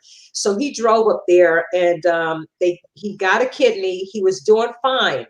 He was doing really well after he had the kidney. A couple of days after he got the kidney, it failed. So I didn't see him at the time, but Mama Maggie, that's his mom's name, said that he blew up double the size of his body. Right. So I didn't see him then, but by the time I did go to see him, he was kind of out of it, but you know, all that stuff was off of him and everything. Mhm. So then, you know, I would just go visit him, and I would take the bus there and go visit him a couple of times. And then he ended up asking me to marry him. I want to say maybe about a year after that. Yeah. And about a year after that, he got me the ring and everything. We went to the store to get the. I said, "What are you doing?" He said, "You like that ring?" I'm like, "Yeah, it's nice." So me, airhead, didn't know what it was. He said, "Well, which one do you like better? That one or that one?" I said, "Well, I like that one." I said, "It's different." I said, "So I like that one." He said, "Okay, I'm gonna get it." I said, "Okay." So he gets it, still not thinking anything about it, right? So he says to me, he said, "Here, will you marry me?" He didn't put the ring on my finger. He just put it in the box. "Here, will you marry me?" I'm like, "What?"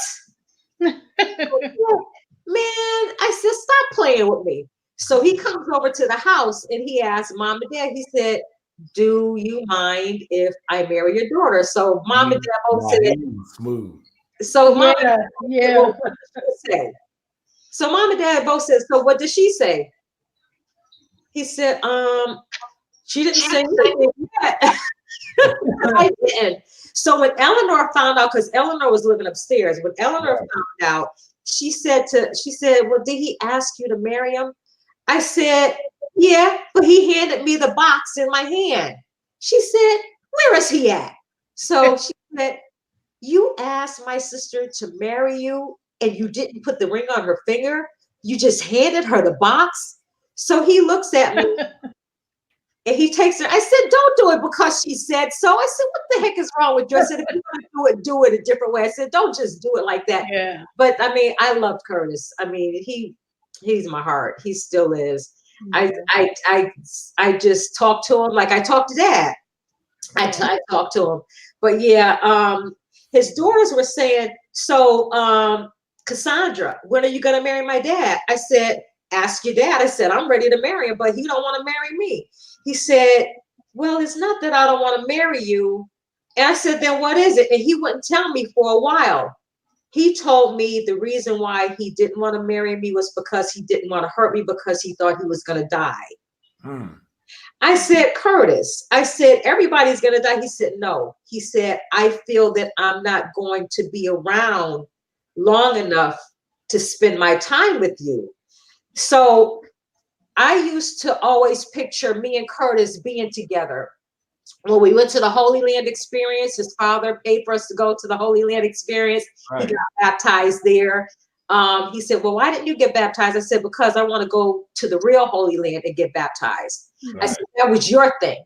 I said, "You wanted to do it at the Holy Land experience," but it was fun. We had a nice time. So he says to me, he said, "Well, I just don't want to hurt you because I don't feel that I'm going to be with you for long." But like I said, I always saw Curtis in my life. Then all of a sudden, it was like I couldn't picture him in my life. I'm like, why am I not seeing him in my life anymore? Right. This was, I want to say maybe about 6 months before he actually passed away. This was, let's see, I want to say, put it this way. One year for Christmas, he bought Christmas cards and he would just sign his name in the Christmas card. This year, that year, he was writing things in the cards. I'm like, Curtis must know something. I don't know. I said, right. And I'm thinking, I'm like, okay. I said, something ain't right here. I said, something just ain't right here. I keep jumping because I keep getting chilly. So I'm like, something ain't right here. So I said to his mother, I said, "Do you see any difference with Curtis?" She said, "No." But see, I had been noticing different things going on with him because right before he got released from the hospital the last time, he said, "When I lay down, I can't breathe." He said, "And they want me to leave." He said, "I told him, listen, I'm not going anywhere. Y'all are going to have to keep me overnight." He said, "Y'all could throw me out tomorrow." He said, "But I'm not going anywhere because when I lay down, I cannot breathe." Right. So this was New Year's 2 days before New Year's. No, he got out on New Year's Eve. I saw him the day that he got out, or the day before he got out, I saw him. And then I didn't see him again. We would call each other every morning because we would do prayer. Me, him, and his mom would do prayer. Right. So I would call him, and then one morning I called him, was on a Friday. I'll never forget it. It was on a Friday. I called him, and he wouldn't answer the phone. I'm like, why I said, you know what, maybe he's just rested. Maybe he's just tired, because I had spoken to him that night before. He said, well, I'm kind of tired. He said, we laughing and joking and just kidding around and everything. Yeah. So I said, well, I'll talk to you in the morning, for prayer. So he normally would call me, and I didn't hear anything. I said, okay, maybe he's still sleeping. I said, okay, this is a little bit too long. Let me call him. So I called him, and he didn't answer the phone. And then I was getting ready to go to work. I said, if Curtis calls, I said, tell him to call me on the job. So I'm getting ready to go to work. So his mom called me. She said, Cassandra, did you hear anything from Curtis? I said, no, Ma, I thought maybe you did. She said, I haven't heard anything from him. Right. I said, okay. I said, well, Ma, I said, if you don't hear anything from Curtis, I said, why don't you call Sophie, the lady over the apartment, the senior living facility that he was living in? Yeah. And I said, send her up there, or have somebody go up there to check in on him to see if he's okay. So she said, okay, I'll do that. I'm at the job working, and Ma calls me. She says, Cassandra, Curtis is gone. I said, Curtis is gone where, Ma? She said, no, Curtis is gone. I said, are you saying Curtis is dead? I might start crying, y'all. Hey. She said, yeah. I'm holding back already. So yeah, me too. She said, yeah, he died. I said, what? And I just started screaming and hollering on the job. I just started screaming, and everybody kept looking at me. My friend Bonnie grabbed me. She said, are you okay? She said, what's going on? I said, Curtis is dead. She said, stop lying. So she grabbed the chair because I'm falling. The manager is looking, and he's like, oh my God, oh my God. So they get the chair, and I'm freaking out. So then all of a sudden, Mom Maggie says to me, she said, I need you to come over here. I said, okay. So I hang up the phone, and I said, I gotta go. It's like, I just stopped crying. Yeah. Like I said, I busted out crying. Then all of a sudden I stopped crying. It was like the adrenaline rush. I said, my mama wanted me over there to be with my husband. I said, so I gotta go. I said, I gotta get out of here. I gotta go. Yeah. So the manager looked, he said, well, Cassandra, you can't drive by yourself. I said, well, I am. He said, no, somebody needs to follow you. So Bonnie said, one of the girls said, Cassandra, why don't you let Bonnie drive you? I said, because I need to take my car. I can't leave my car here on the job. I can't leave my car. I gotta go. I gotta go. I cannot leave my car here on the job. She said, okay. Bonnie says, Cassandra, why don't I follow you over to Curtis's house? She said, and I'll just, I'll follow you. So this way you don't have to go by yourself, because I'm scared you're going to get in an accident. I said, I'm not getting in an accident. I got to go see him. I just got to go see him. I said, I'm not going to get in an accident. I got to go see him. Right. So I get there, and he's laid on the floor. They said, Ma said, when they found him, he was like in a kneeling position, like he was praying. And he knew he was going. Curtis knew he knew he was dying. And the reason I say that he knew he was dying was the main thing that gave it away was everything that he was writing in those Christmas cards. He never, ever wrote anything. He always signed his name, Love Curtis, Love Curtis. But he was writing stuff in those Christmas cards to his family and everybody. I'm like, whoa, he knew he was going. Yeah. And then I get there, his brother's laying on one side. His brother, Tony, looks at me. He said, sis, come here. So I get down on the other side of Curtis, and I couldn't even cry anymore. Yeah. But he was crying like crazy. So then his aunt finally came over. I go downstairs to let her in the house, and she finally comes in. So I get home. I say, Mom, I said, you know why Curtis never answered the phone? I said, because he died. She said, what? I went in the room. I just sat there. I couldn't even cry anymore. I just sat there, and Mom was the one that was calling everybody. Right. Mom called everybody to let everybody know. So that was on a Friday. Here it is, another Friday. Yeah. Now this was I remember actually talking to you that day. And I mean, like, it bothered me that I couldn't get to you and, you know, just be that shoulder to cry on, because I knew what you were going through, because I knew your past, because you don't cry on my shoulder. I'm trying to hold it in. You don't cry on my shoulder before about, when you were going through with these simpletons that didn't, respect the fact that they had somebody good. And now, it was like I didn't know what to say. All I could do, and all I knew to do was pray, And the thing about it, though, that really inspired me more than anything was you didn't fault Yah. You respected him.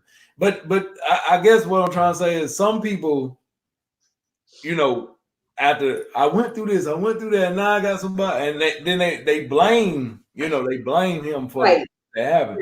But you respected that decision, and not only that, you still were giving him praise. Why, I was sitting there on the phone, I'm just like, man, she's strong. You know what I mean? Because you were crying, but yet it wasn't like only tears of sadness, but I could hear tears of joy as well. Yeah, yeah. You were also, I know I'm gonna see him again. Right, and not only that, you knew that what he was going through. You knew that he was tired of going through the dialysis and constantly, going to the because I remember a couple times when I would talk to y'all would be in the hospital because he had like emergency renal failure or something to that degree.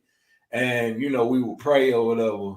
And, but that last time, I think I found out from Mom.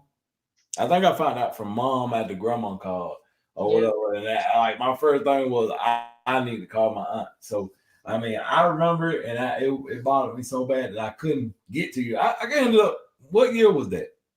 It was 2014, 6 months after Dad died. Right. Dad died in June 2013. And because then that too was still, weighing down because I hadn't even I didn't get a chance to make it up there that year. I think I came up the following year, if I'm not mistaken. Me and all the kids, I think, came up the following year. Because we came up 2 or 3 times, I remember. Me and Mika and Manny Man, and then another couple times I had all the kids with me. So I can't remember exactly which ones how it fell, because I normally take trips like that every year used to be to the point where now I'm in North Carolina. I'm 10 hours away, and I just get that quicker now. You're closer now than you were before. Right. So our plan is to make it up there sometime this year. But I just wanted to say too, that day, because Mom goes to the casino on Friday nights. Right. So remember, I just kept on saying I couldn't cry anymore. Right. But that's when nobody was living upstairs, and I went after Mom left going to the casino. I went upstairs. I started screaming and hollering. I'm like, oh my gosh, why? I felt so hurt that I didn't get a chance to marry him. Right. And I mean, like I said, he was trying to protect you. Yes. But at the same time, not saying that he was being selfish, but he thought he was protecting you from And that's what got me when he said, well, I'm scared I'm gonna end up leaving you. That's why I'm kind of hesitant on marrying you. because I don't want to hurt you. I said, Curtis, I said, whether we're married or not, I said, it's going to hurt me whenever you do die. Right. I said, so that's not any excuse. But I just kept on saying, I went up there, I started banging on the walls. I'm like, I'm screaming and hollering. Just all I kept saying was, why? And then I just sat there and then I just said, thank you. Thank you. Then I started smiling because I know I'm going to see him again. Right. You know what I'm saying? And at that time, it was like, I don't know. It was just like something that came over me. It was like this big, gigantic hug. You know what I'm saying? Yeah. I screamed and hollered and it was banging on the walls. And I mean, I was just going, because nobody was in the house but me. Right. YAHUSHA came and comforted you in the house. What'd you say, Mika? That's awesome how YAHUSHA came and comforted you at the time of your need. You know, he said he'll be a present help in our time of trouble. And he came, he comforted you, your heart, you know. Yeah. And you know, that's an awesome testimony, Auntie, because you had me in tears. I had to get off. I said, where'd Mika go? You know she a big cry. You know I'm a cry baby, you know, and I had to get off right quick. I had to go boo-hoo, but you know, that's an awesome testimony, you know, or how you just, and you still, you know, you by yourself, you single, but you got YAHUSHA right, and they're with you. Yep. And I just thank them. And this is what I say. I say, you know what? I'm not interested in any guy, but if one comes along, it will be somebody that Yah sends me. That's right. And I'm like, yeah, you know exactly what I want in a man. So, you know, whenever time is right, Yah, then, you know. Yeah. But like I said, I'm not looking. It's like, that's right. I'm content where I am right now. Oh, you know what I'm saying? Don't get me wrong. I think about it. I think about, wow, what if? Then I'm like, no, what if nothing. I said, if there was any reason why I needed a man in my life, Yah would put that man in my life. That's right. See, that's right. You know, that's the way I feel about it. He would put that man in my life. That's right, Auntie. Awesome. That's you know. To have that mindset that Yah come first. You know, so many people has to have that. They try to fill the void with, you know, I was getting ready to say that. And alcohol, drugs, and yeah, and like you just said, you're satisfied. Yeah. You're satisfied, man. Y'all about to make me start preaching. Yeah, you know, you're satisfied with him. You know what I mean? Right. And that's what hallelujah. You know, because he said he's your first love. You know. Oh, come on now. Yes. And he proved in your life just through. I mean, we've been saying an hour and almost 40 minutes listening to like you know, from when you were first married to the ending of the result, and he actually sent you true love. You know what I mean? Yes, and even though Curtis ain't here, in his memory, you know what I mean? Yeah. What, 6? How many years later? 6, 7, 8, 9? How many years is it? It's been 6 years now. 6 years later, still, you know what I'm saying? Like right here today, y'all planned he planned this from the moment and the time that happened. Yep. To this date, because you said it was a Friday. It was on a Friday. He was on a Friday giving a testimony. And that girl said, "Preach, Brother West." but you on Shabbat. Listen, you have a new understanding on Yah, because at that time we were saying God and Lord and all this, you know, and not only that, but to his memory, you're here giving a testimony on. Yes. And you know what gets me? When Mika asked me, it didn't even dawn on me. It did not even dawn on me until we just got on here today. I said, well, diggity dang dang. I said, today is the 3rd. I said, this is the 6th year that Curtis passed away. I'm like, whoa, this is deep. Right. Yeah. I mean, that's what I'm saying. Yah is the orchestrator. You know what I mean? He's the one that's sitting there with little one and telling that person to play, then this person to play.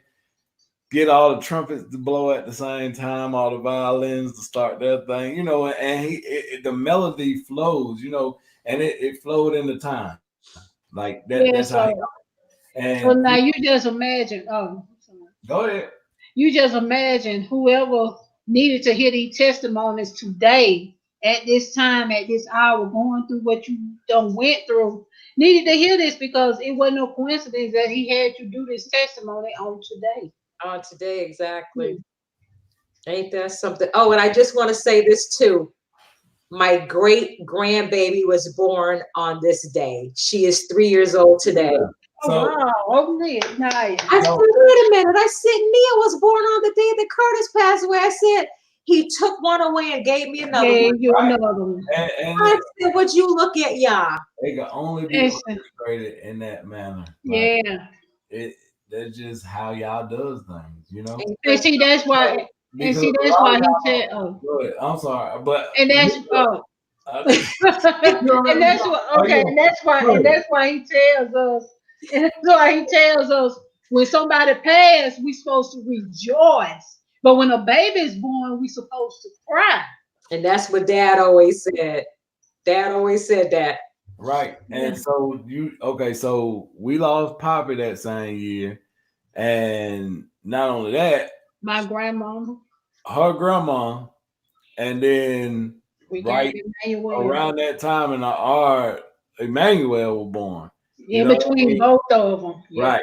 Wow. Right. So I mean, and literally it was a month after, like literally a month from the time that her grandmother passed. Yeah. No, it was 2 weeks. My grandma passed 2 weeks because I remember it was 2 weeks right before that, 2 weeks, because everybody was wondering was I gonna be okay. And then I think it was like 3 months later, Grandpa George passed. Right. Yep. Yah is amazing. He really is. He is so right on time with everything. It's just so amazing how he does things. Amen. And not only that, your great grand, not great. No, my great grand. I'm my sorry. GP baby, my GP baby. I'm sorry. She was born on the same day. Yeah. You giving a testimony on the same day. What better way to honor his memory? Ain't that something? Than give, because now a lot of people, I want you to see this. A testimony isn't per se just pointing out the bad things. You know what I mean? It also points out the things that Yah has blessed us with throughout that past time. That's right. And so those of you that was not with us from the beginning, go back and look at the beginning of her story. And this basically is her love and what Tina Turner called it? What did Tina Turner call it on that movie? The name of the movie? What love got to do with it? Yeah. Oh. What love got to do with it? What's he talking about? Yeah, I'm like, what you talking about? Because the thing is, love had a whole lot to do with it. And it took the love of Yah for her to find the true love. You know what I mean? That's right. So I answered that question myself where Tina Turner said, what's love got to do with it? It got a whole lot to do with it. And Auntie, what Wes just said, what love got to do with to find your true love, y'all had to let me know because I had left Wes. And YAHUSHA had to let me know I didn't, because I had to hear him. I had to really listen to Yah. At the time I was saying Jesus, but he told me, you don't know the real Wes. Go back. And when I went back, I was sitting out there in the yard. I'm like, what am I doing here? I'm just sitting out there in the yard. He's standing in the door looking at me. I stayed out there in the yard just talking to Yah that whole day. Like, why did I come back to this guy? I was gone. Why did I come back? What kind of foolishness is this? But he take the foolish things of the world to confine the wise. Right. But he told me I didn't know the real Wes. And I'm so thankful that I heard him tell me to come back, because now I know what's really on the inside of Wes, that love and that compassion person, that thoughtful person, that person that I always knew that he took care of his kids and he would take care of home, But he just had this little selfish mentality about himself that it's Yeah. West way or no way. You can't get nothing from me. Everybody else got to do for me. But I'm so thankful that I learned and find the true West. Now you tell me that I found that real auntie when I told her auntie he messed with me. She said if I was down there, I would whoop his. she didn't. You know one thing about his family, they don't own up to what he was doing. They didn't condone it. They'll tell you quit. We gonna whoop his butt. And I like, and that what made me have a close relationship with them because they don't own up to what their family member do. Like some family member, I got Wesley side. It's not like that. Mm. And I love that about his family. They don't take nothing to do with your business. They'll tell you if he's wrong or if he's right. So I love that, and I thank y'all for putting me in his family. And that's one thing I like about my family. No matter what's going on, they don't just jump in your relationship. So I thank y'all for that. I mean, so And somebody had a testimony to Wanda where she was saying she was blessed with Will and that my brother-in-law, that's a smooth cat right there. I always talk to Will. I love Will. I'm glad that he don't find love because I used to tell him all the time, bro, you so nice and sweet. Oh, I'd be glad when you find a woman when you do find one. Oh man, they got a good one because you don't find, too many like Will. He just quiet, he to himself, he take care of others, take care of himself. But one time we had to go stay with Will. He was always, sis, what you need, sis, what you want, taking care of Manuel. He already done told us when he have his baby, I will babysit, and I had it up on them. So our babysitting yeah, people tallied up. because he was always babysitting. So to one of you right, you got a good one. You find you were blessed. You got a good one. Yeah.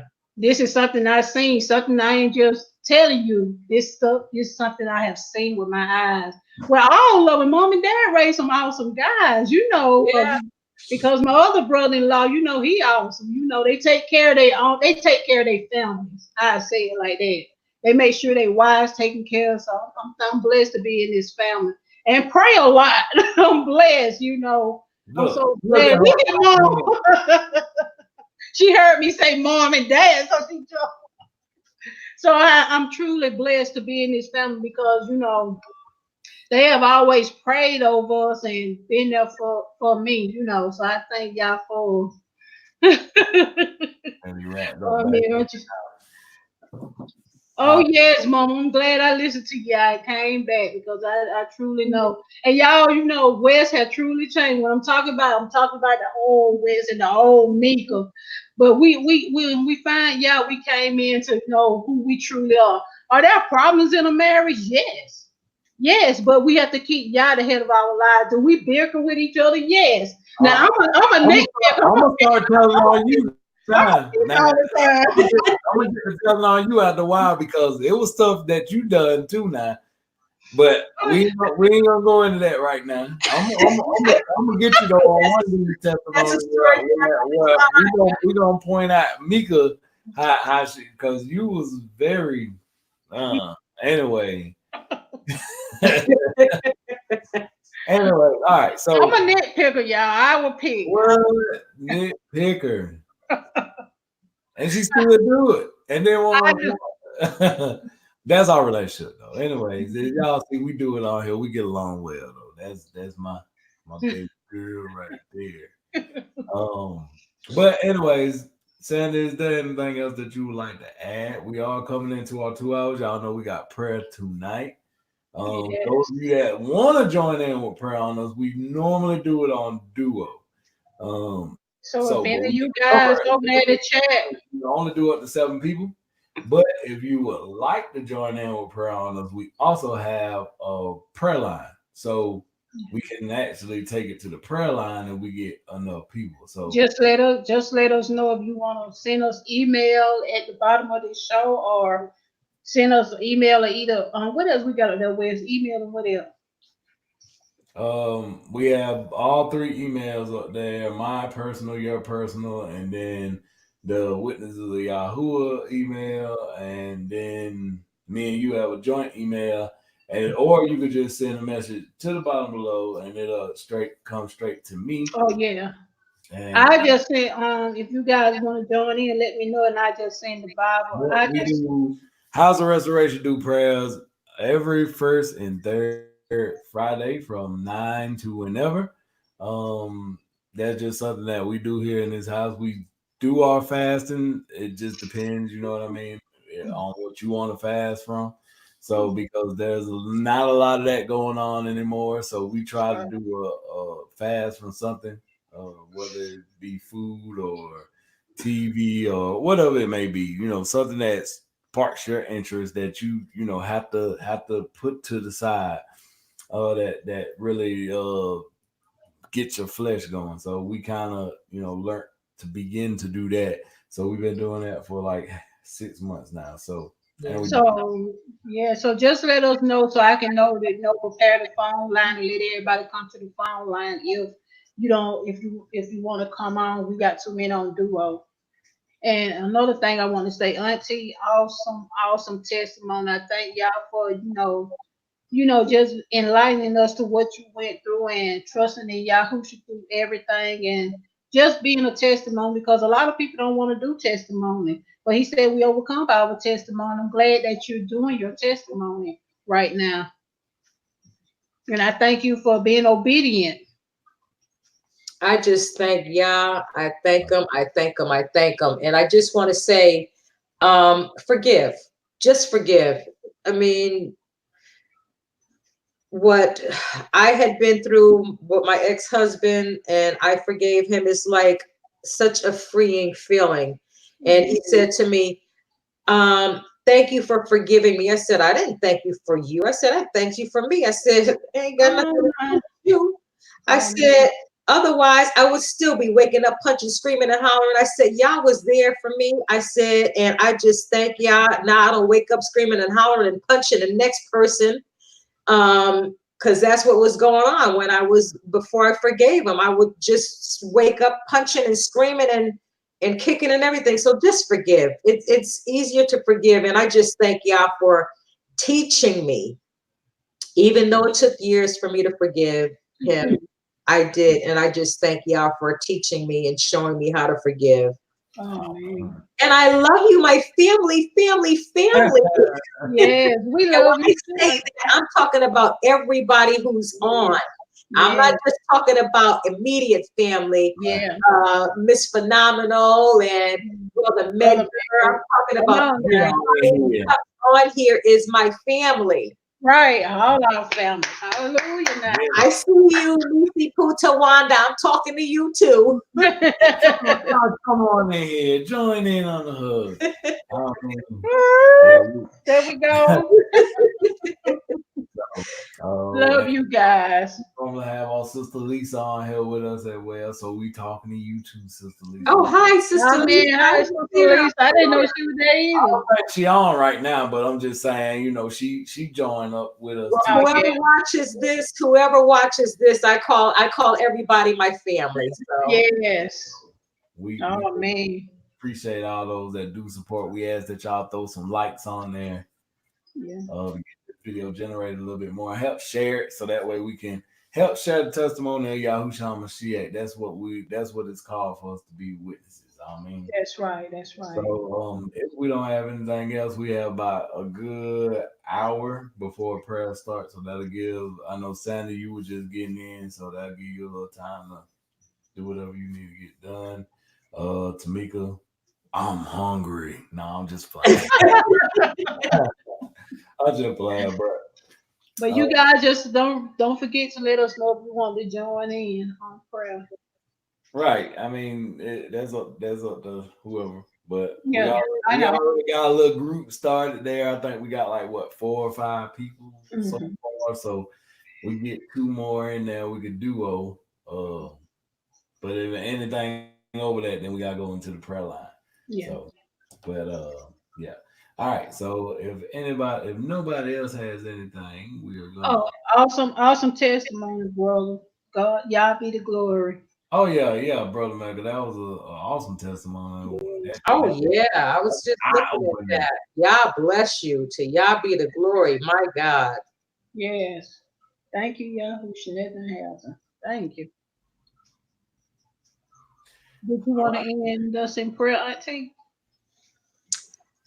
Father God, Jesus, Holy Spirit, Yahuwah, Yahushua, HaKadosh, I just want to thank you for this day that I was asked to do this testimony. I want to thank you for this day that you have given each and every one of us, and hope that someone gets something out of this testimony and every testimony that goes forth each and every time.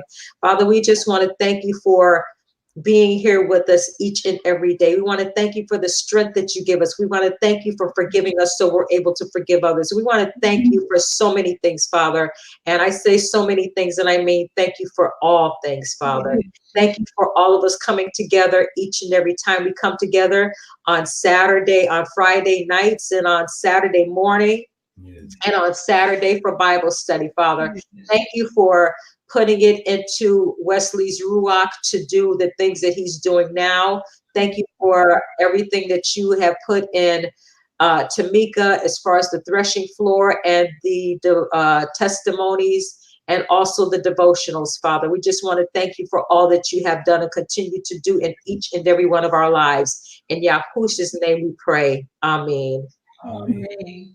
All right, so y'all join back up with us at 11 a.m. We'll have scriptural devotionals, and you will have Wesley Smith, Tameka Smith, and your other lovely host, Cassandra Poppins. So that is one of our. So this is the team for the scriptural devotionals, and I'm not mistaken, we may have a guest on tomorrow. Yeah. I think Dad may be joining up with us, Pastor Smith. So it'll probably be a four-way again, and then you know what, Dad and Mom. Let me add that in there, because if you see one, you're gonna see the other. Yeah. All in behind the screen, you're gonna see one of the other. So anyway, yeah. So I like the scriptural devotional. I really enjoy those. And then we have 4 p.m., which I think I'm gonna push back to 3 p.m. I don't know yet. I'm praying on it, but I may be pushing the Saturday gathering back to 3 p.m. Oh, to 3 p.m. Up, back, forward, left, right, up. Now I don't know. Yeah. But I don't know. Yeah, I might change it to 3 p.m. I'm not sure yet, but I'll keep that in prayer right now to be 4 p.m. because that just works for me. But anyways, so y'all just join up with us tomorrow. We love you. Yahuwah loves you. Don't forget to say thank you, Yahusha. Love you guys. Have a blessed and peaceful night. Love you all.